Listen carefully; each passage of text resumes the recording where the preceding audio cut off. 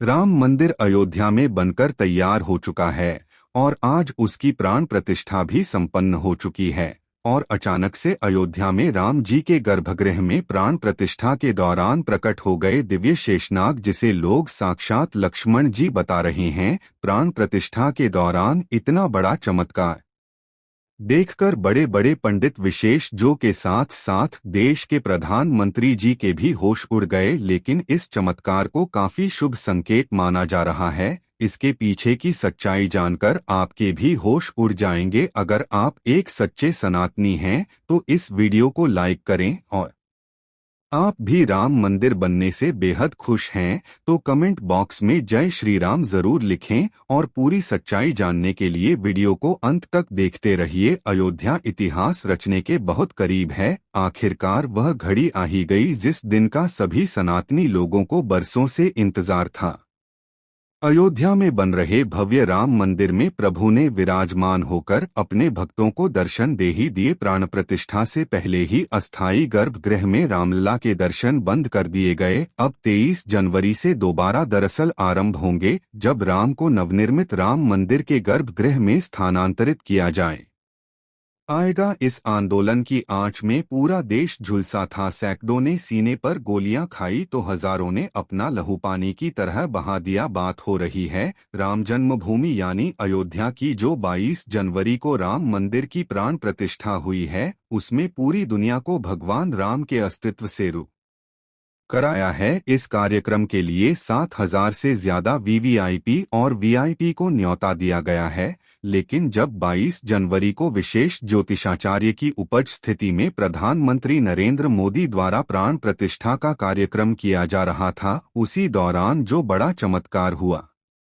सच्चाई सुनकर आपके भी रोंगटे खड़े हो जाएंगे। जितना राम मंदिर निर्माण की चर्चा हो रही है, उससे कई ज्यादा प्राण प्रतिष्ठा को लेकर भी हो रही है। जब नरेंद्र मोदी आजमा प्राण प्रतिष्ठा की तैयारी करने पहुंचे तो चारों भाइयों के साथ रामलला की छोटी प्रतिमा और 5 फुट की बालक स्वरूप रामलला की बड़ी प्रतिमा गर्भगृह में स्थापित की गई। सबसे पहले तो प्राण प्रतिष्ठा में जितने भी हमारे यहाँ देवता हैं, नवग्रह हैं और जितनी राशियां हैं, सभी को शांति करने के लिए पूजा अर्चना हुई। यह सब करने के बाद में मूर्ति के शुद्धिकरण किया और मंत्र जाप शुरू किया गया। यह मंत्र काफी वैदिक होते हैं। इन मंत्रों में ऐसी शक्ति होती है कि यह किसी भी मूर्ति के अंदर प्राण डाल सकते हैं। लेकिन जब प्राण प्रतिष्ठा का कार्यक्रम चल रहा था, इस दौरान वहां पर एक ऐसा चमत्कार हुआ जिसे देखकर सभी पंडितों के और वहां खड़े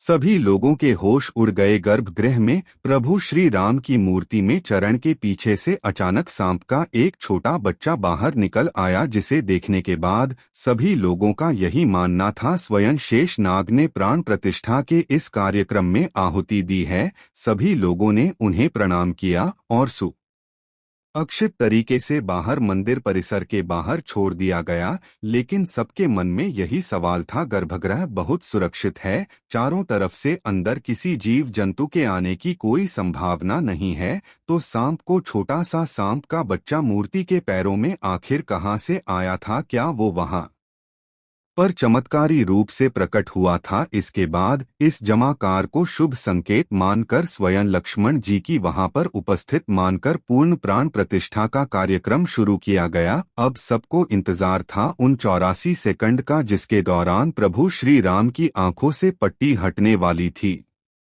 और मूर्ति में प्राण प्रतिष्ठा होने वाली थी। इन 84 सेकंड को विशेष मुहूर्त के तौर पर देखा जाता है, जिसे अभिजीत मुहूर्त कहते हैं, जो कि 11 बजे से लेकर 12 के बीच कुछ सेकंड होते हैं। और जैसे ही 11 से 12 बजे के बीच अभिजीत मुहूर्त का निर्माण हुआ, उन खास 84 सेकंड के दौरान विशेष ज्योतिषाचार्य द्वारा प्रभु श्री राम की आंखों की पट्टी खोल दी गई। मूर्ति की आंखों के सामने रखा हुआ कांच अपने आप टूट गया और मूर्ति की प्राण प्रतिष्ठा संपन्न हुई। मतलब कहा जाए कि प्राण प्रतिष्ठा अर्थात पत्थर की मूर्ति को जीवंत करना है।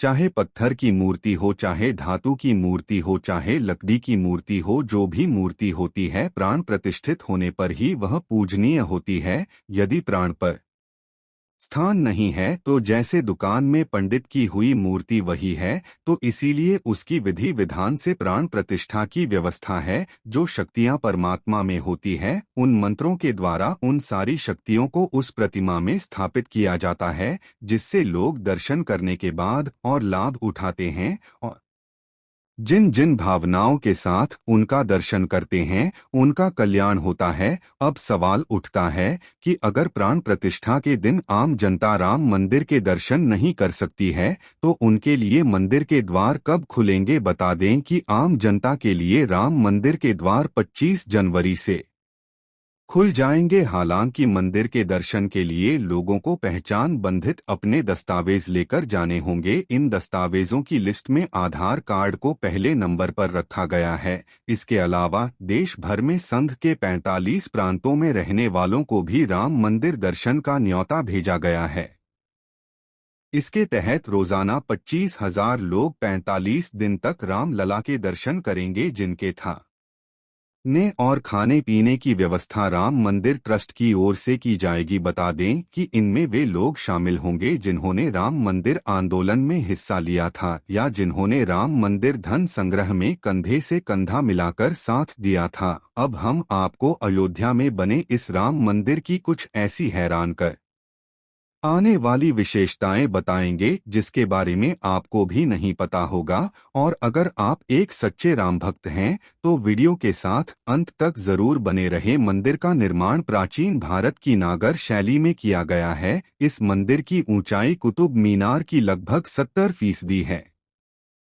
उद्यान में भव्य राम मंदिर भारतीय पारंपरिक विरासत का एक सुविचारित वैज्ञानिक रूप से क्रियान्वित और अद्भुत नमूना है। अयोध्या में लगभग 3 एकड़ भूमि पर बना यह मंदिर 161 फीट ऊंचा, 235 फीट चौड़ा है और इसकी कुल लंबाई 360 फीट है। मंदिर को मजबूत बनाने के लिए खास जोर दिया गया है। इसकी नींव 15 फीट गहरी है और फाउंडेशन पूरी तरह स्टोन से बना है। मंदिर में लोहे या स्टील का इस्तेमाल नहीं किया गया है, जिस कारण यह मंदिर 1000 सालों से भी ज्यादा समय तक सुरक्षित रहेगा। मंदिर का निर्माण इस तरह से किया गया है कि रिक्टर स्केल पर 7 की तीव्रता का भूकंप भी इसका कुछ नहीं बिगाड़ पाएगा।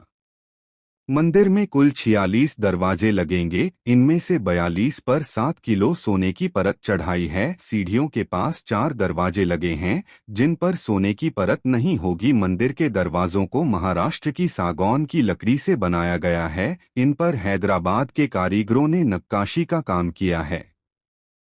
मंदिर में रामनवमी के दिन भगवान राम का अभिषेक सूर्य की किरणों से होगा। दोपहर के समय जब सूर्य दक्षिण की ओर होगा, तब मिरर और लेंस से सूर्य की रोशनी रिफ्लेक्ट होकर भगवान के ललाट पर पड़ेगी। सच में दोस्तों, राम मंदिर का इतिहास बहुत बड़ा है और हम सभी इसके इतिहास के सामने बहुत छोटे हैं।